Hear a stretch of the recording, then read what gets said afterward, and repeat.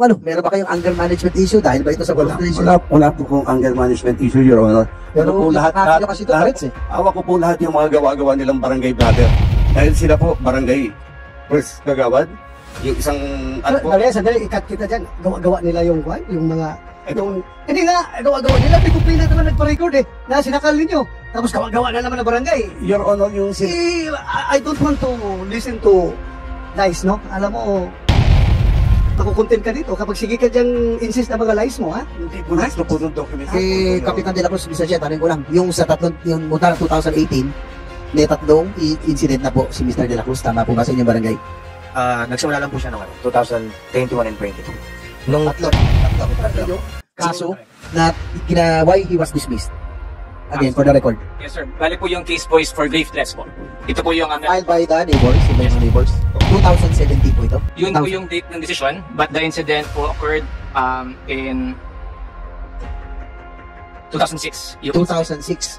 Bakit ka hindi na-promote? Kasi ganito po yun. Alam ko naman, kasi ito nga ho, pakikita ko sa inyo. Kaya ka hindi na-promote siguro dahil katakot-takot ang kaso kinakarap mo. Your Honor, mo kaso dito. Your Honor, gusto ko sanang ipakita sa inyo po ito para matulungan nyo ako. Ano? Tulungan nyo pamilya ko. Bakit? Exonerated po ako nung dinismiss po ako eh. Ha? Exonerated po ako nung dinismiss po ako eh. Hawa ko po yung authentic. Exonerated ka sa ano? Sa? Yung pinag-dismiss po sa akin na kaso noong 2006. Sa criminal case. Exonerated ka. Sa PNP po, sa PNP po, exonerated po ako, sir. Oh. Your Honor. Exonerated ka? Exonerated po. Paano Authenticated kami po ito. Tuloy ko lang po, sir. Sige. If I may. Pina-authenticate ko po ito. Authenticated po ito, original gaming from NCRPO. Nagulat po ako, bakit ako na-dismiss? Alam mo, ikaw, sa kamaro mo na yan, hindi mo kaya ipaglaban yung sabi mo dismissal. I don't think so. Nakita ko kayong mga pleadings mo yung mga dismissal mo, yung mga appeal mo sa NAB, na-reinstate ka nga dahil ang galing na mga pleadings mo, ang galing na abogado mo magawa ng papilis mo. Tapos ngayon, yung sabi mo na yan, hindi mo kaya ipaglaban niya, Your Honor, kung maniwala sa'yo. if I may, pwede ko po ituloy. Sige. Nagtaka po ako, nagkaroon po ng June 1 decision in a matter of one day. Same signatory po, same General Attorney Kasugbo. Pero hindi na po ako exonerated. At yun ang ginamit nilang basehan para i-dismiss po ako from the service. Kaya Anyway, yung kaso mo, that will be another forum. Idali mo sa Napolcom. May Napolcom dito. Nakikinig ka, Commissioner Bernabe, ha? Tingnan mo yung kaso niya. Baka, kaya mong reinstate o kaya mong i-dismiss uli. Anong tingin mo? Tingnan mo lang. Yeah. Anyway, nandito, Mr. Gonzales. Andito na Polcom. Kung justifiable talaga yan, by all means, that's your right. Ilaban mo. Kaya nga po ako humingi ng tulong sa inyo. Bago pa na ako mawala, sana, mag-clear to. Hindi na kailangan lang influensya ko dyan, basta karapatan mo yan at karapat-dapat kang reinstate. Nandito na Polcom. Sila na bahala. Yeah, go ahead na Polcom. Mr. Chair, meron po kasi tayong desisyon. Ito po ay 2017. Doon po si Mr. Gonzales na dismissed from the service. Ito po yung kanyang grave threats po ito sa kanyang mga neighbors. And then, in-appeal po nila ito sa NAB. Noong pong 2021, dinay na po yung kanilang appeal and yung MR. So, alam ko po ngayon po ay nag-appeal sila ulit sa office ng secretary. So, pending po doon.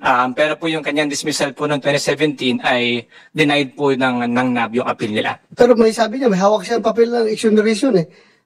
Tingnan nyo yan, tingnan nyo. I think po, ibang case po ito. Ibang case na naman yan. So, kadami mong case talaga. Ang dami.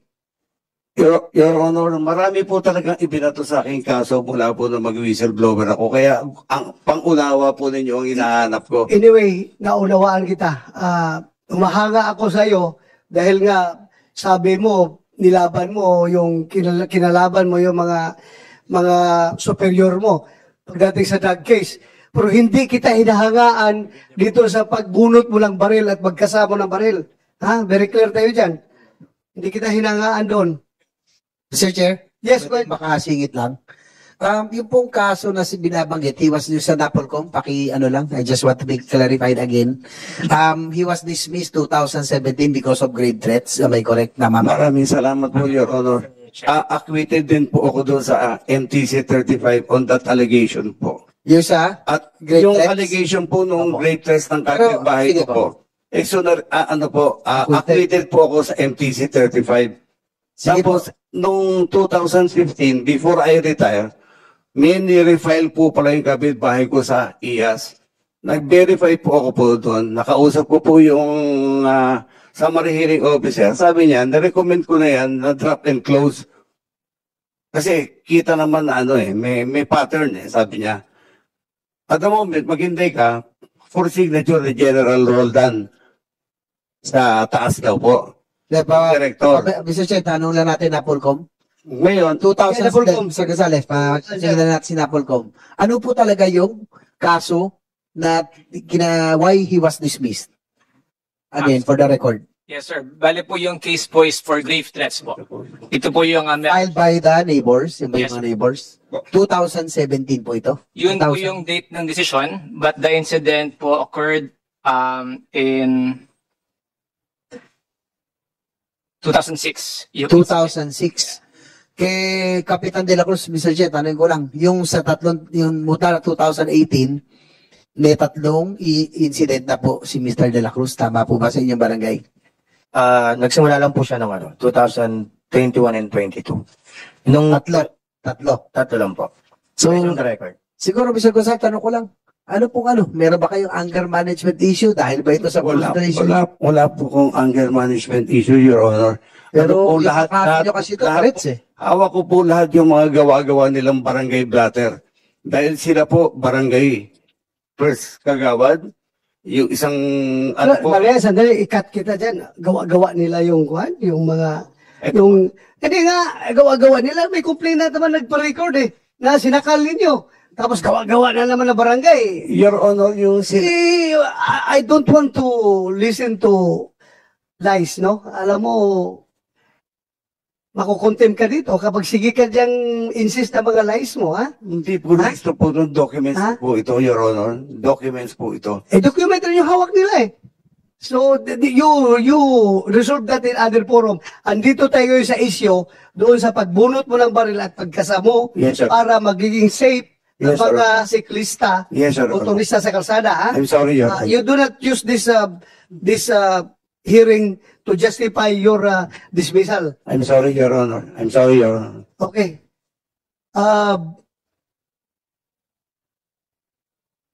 Ang official version ng QCPD, General Torre, bakit nagkaganon? Right. Sa aling aspeto ng investigation, sir, may I clarify, Your Honor? Yeah, bakit hanggang alarm or scandal lang ang na-file yung kaso? Nakita man sa video na mayroong baril na binunot at kinasa. Hanggang alarm or scandal lang bang kaya nating ipapataw doon? Your Honor, the viral video came into my attention at around noontime. I was having lunch in my office. It's a Sunday, and it was passed to me, and I made a comment, actually, on a hindsight, I'm a little bit, it's a very strongly worded comment. I said there, if I can recall it, not on exact words, but the first word there, the first line there is, yari kang kalbo ka. Ang pinakadapat mong gawin ay sumurrender sa pinakamalapit na police station para hindi na Pati tayo. ako, tinamaan ako doon sa Sorry for that, Your Honor.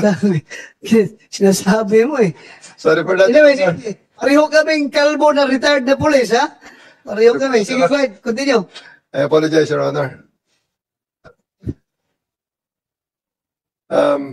Yari ka, yeah, that's what I said. And then I said, you better go to mas mabuti pang pumunta ka na sa pinakamalapit na police station at sumurrender dahil makikilala ka rin namin at hindi na tayo mapagod pa. Because at that time, nakapublish na rin ang kanyang plate number.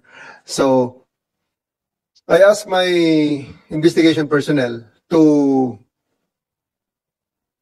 actually look into the matter and look for him. And in 30 minutes, the media is all over me already. The media, because it is a Sunday and it's a slow day, are coming over to ask for my comment after I posted that comment. So I have good relations with the media. I asked them, come over if you have nothing to do. Let's have some coffee in my office. Fortunately or unfortunately for me, they came over at around 2 o'clock. 3:15, Mr. Gonzales came over my office. I was already given the feedback that he was already located. It's very, very easy for my personnel to look for him because some of my personnel knew him. So I told them, bring that guy over here and let's talk. And when he came over the office, I got some initial interrogation, and that's the first thing that he told me, that it is already settled. He had already made peace with the other party. And in my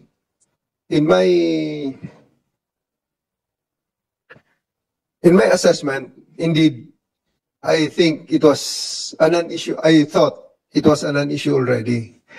Considering that it happened on August 8, it was already August 27 or 28, and it's already around 3 weeks. So I assessed that if there's somebody who is really aggrieved in this matter, they would have already come out in the open and have already made a ruckus in the media or in the other forum. Now that, with that assessment, the media had been pestering me and badgering me for my comment and requesting for Mr. Gonzales to be interviewed. I'm now in quandary whether to grant their request or not. And on hindsight, again, giving us a 2020 vision, I should have done it in a different manner. What I should have done is I've made a statement to the media and let Mr. Gonzales go his own merry way and face the media on his own. However, I made that wrong move of bringing him in front of the media when I made a statement. He's just in another room and I asked him to be brought to me. And for that I drew the flag and as a contrition and as a admission of the guilt of that oversight, I resigned my position as Quezon City Director, sir. And I commend you for that. Thank you, sir. At least hindi ka kapito ko sa posisyon mo. At hindi mo binigyan ng mabigat na problema yung CPNP na hanggang abot kay CPNP yung pambaba sa social media. Tama yung ginawa mo. Umalis ka kagad. Even at that time, sir, if I may continue, Your Honor. Yeah, go ahead.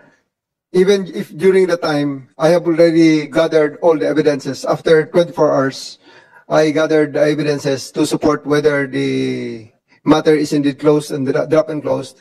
I have asked the station commander to give me the CCTV coverage of the investigation room when the person arrived, because there were allegations that the cyclist was allegedly harassed, was kinaladkad, etc., etc. So I asked the station commander to actually give me the CCTV footages, because Station 11 is a smart police station. The CCTV there had microphone pickups. We hear every sound that made around the CCTVs. And also at that time, as we speak, I think hindi mo na kailangan yun. Galing naman mismo sa kanya. Yes, sir. Tinanong natin dito. Yes, sir.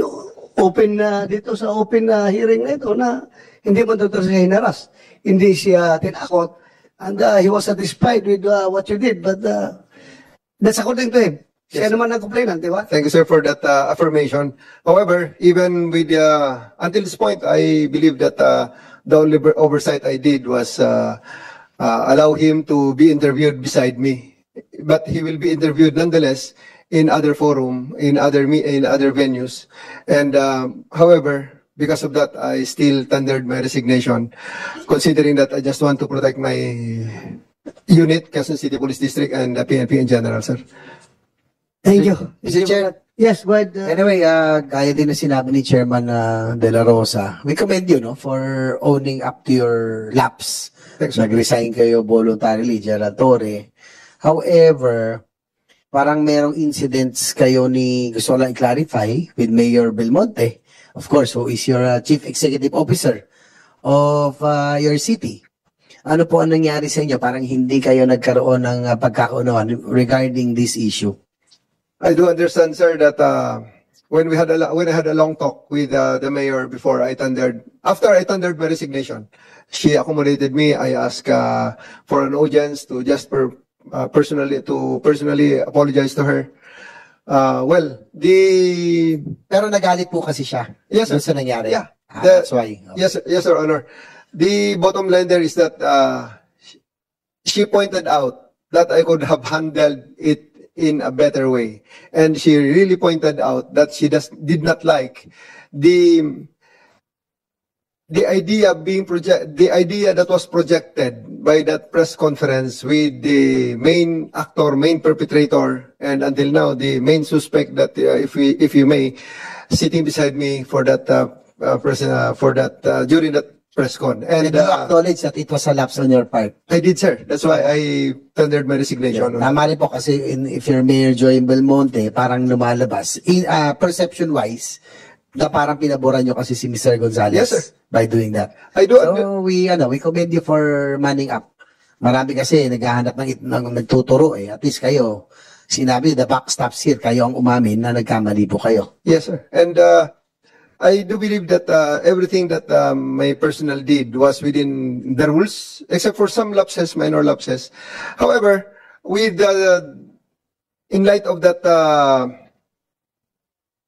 CCTV going viral, I asked my station commander, Station 11, to file the case of alarm and scandal, because it is one case that we need no private complainants. So it was done on 1 hour after the opening of the offices on Tuesday. The viral video went out on Sunday. Monday was holiday.